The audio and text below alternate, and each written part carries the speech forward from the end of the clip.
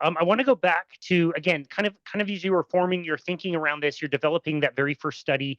What was it about you that made you think that this was going to be successful? I assume the same myths were around then that are now. Like, you get to a certain age, you can't add muscle, you're not going to get stronger, you're just going to continually lose. Why did you think you were going to be successful with this?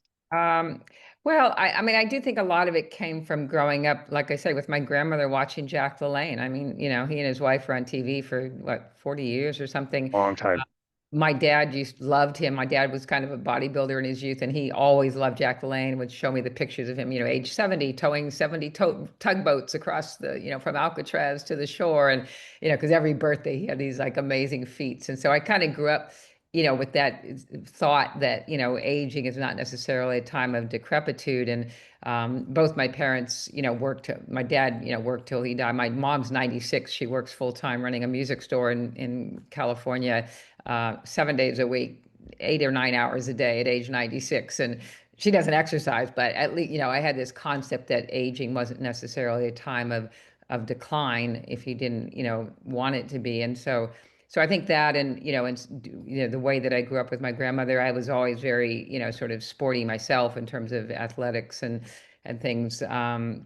So I just, yeah, kind of had a different concept about, I was very much into sort of holistic medicine and, wanting to incorporate nutrition and those kinds of things into medical practice. Always very suspicious of drugs and drug companies, and, led the, medical student revolt, where when Lilly came and gave us all stethoscopes, we immediately took them all down to Mexico. I was in San Diego and gave them to a clinic in Tijuana, and refused to, accept any bribes from big pharma. So, I was always a bit of a, I grew up in Berkeley, basically, so you get the rest.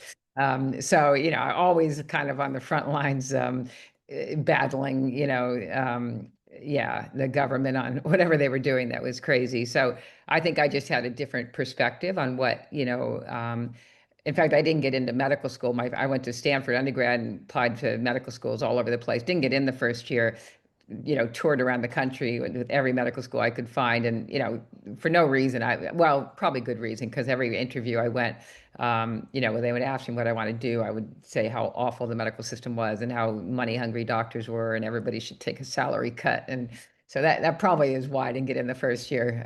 The second year, I only applied to UC San Diego. And weirdly enough, I was just going to join the Peace Corps because I gave up on the medical system. I was like, this is ridiculous. But I said, I'll try one more time. I'll apply to one school. And I don't even know why I picked UC San Diego, but I did. And probably because it was close. And I had no pictures. It was like, no digital stuff at the time. I used one of my mother's school photos as my photo on the application. And so I walked into the room and the interviewer was like, is this you? And I'm like, well, actually, that's my mother. So he probably should have kicked me out then for fraud. But yeah, it turned out he was a fencer and I was a fencer. So we spent the entire interview talking about fencing, and, which sword we were using and whatever. And that's why I got into medical school. So yeah, so this it's kind of a weird route, but I mean, basically, I pretty much sort of against the established norms of the medical association. I didn't like the AMA because I thought they were a lobby created to make doctors richer, which probably still true. Maybe not so much anymore. But I always was very suspicious of the amount of drugs that were being promoted, and I spent half my life now stopping drugs that other doctors have started because of side effects and because of, particularly things like antidepressants, because, we know they don't work really, much better than a placebo. Exercise is about twice as effective. And, but one of the most prescribed drugs on the planet, would be the drugs like Prozac and Zoloft and lots and lots of, drugs like that we really are kind of misusing our knowledge about nutrition and exercise, to treat things. Even if you look at diabetes, that one of the largest diabetes prevention study that was ever done, called the Diabetes Prevention Program, the DPP, in the US, 3,500 people, middle-aged, overweight, impaired glucose tolerance. And they were randomized to get either lifestyle, which was joining a YMCA, doing strength training and aerobic training, plus a low-fat, high-fiber diet, versus metformin, which is a drug that's used to prevent diabetes and also to treat it, versus a control group. And it turned out the lifestyle group had like a 60% reduction in the incidence of diabetes in the next 3 years. Metformin worked about half as well, about a 30% reduction. Um, and in the older adults, actually, metformin was no better than the placebo. It was a lifestyle group. So anybody over the age of 60, they did really well. Like they had an 80% reduction in diabetes incidence, being at high risk because they were already, had impaired glucose tolerance. So what do we do from that? Well, Medicare, health insurance, they'll pay for metformin for life to prevent diabetes. But except for the first couple of years when they did it, they won't pay for, gym memberships for life and dietitians for life, even though it's twice as effective. Why is that? Well, because, there's money to be made from the drugs to prevent diabetes, not so much from the lifestyle changes to prevent it. So I think we're massively misreading the literature. Doctors don't, most, well-trained doctors wouldn't be able to tell you those results. They haven't read those studies, they don't, but that is the evidence. So I'm very much, ingrained in the evidence. I don't do anything that isn't evidence-based. I, have to prove everything for every disease.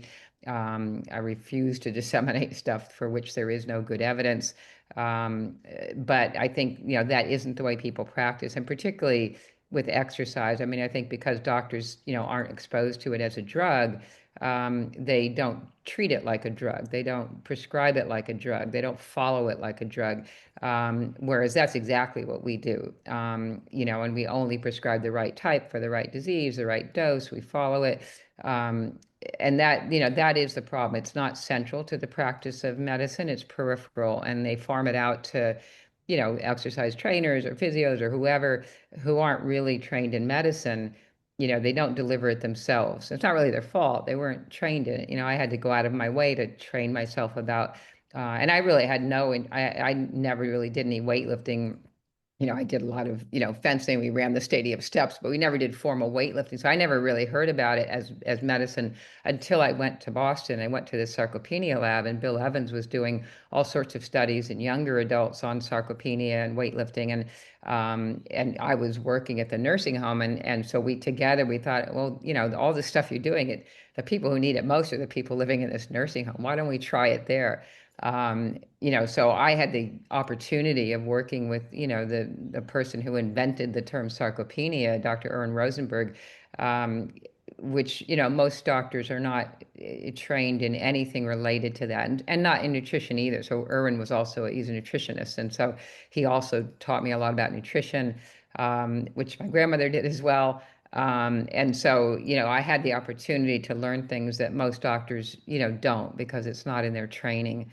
But I think the main problem is that we don't think of it as medicine. We don't pay for it like medicine. Insurance companies don't reimburse you most of the time, for the kinds of treatment that is really core to your disease. Because even when we have, good drugs for diseases like congestive heart failure, we've got great drugs. We've got, everybody with heart failure now is on four, the sort of four pillars of heart failure treatment. They're all on these four drugs.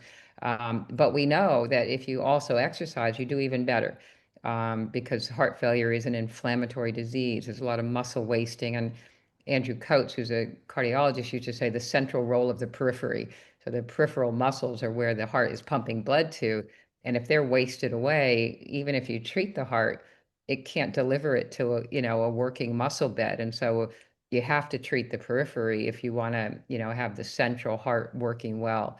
So as a geriatrician, everything's connected to everything. When I see somebody, it's, everything's connected they're always at, why are you taking my shoes off? Nobody ever does that. And it's because everything is related to everything, and that's why, unless you're doing a really good history and physical, and assessments, and we spend hours assessing I spend 2 hours with them just doing a history and physical. Then they go to my exercise physiologist, who spent 2 days doing assessments from head to toe.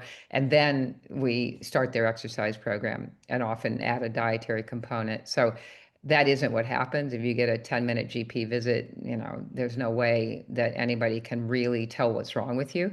And that is the problem. And if you actually do go to a exercise person, they're divorced from your medical team, right? The exercise physiologist or even the physical therapist, they're not really treating your medical diseases. They're rehabbing you from a rotator cuff tear or something, but they're not, seeing the whole picture, and they're not your core treatment team, which is why I think what we do is a bit different. Yeah.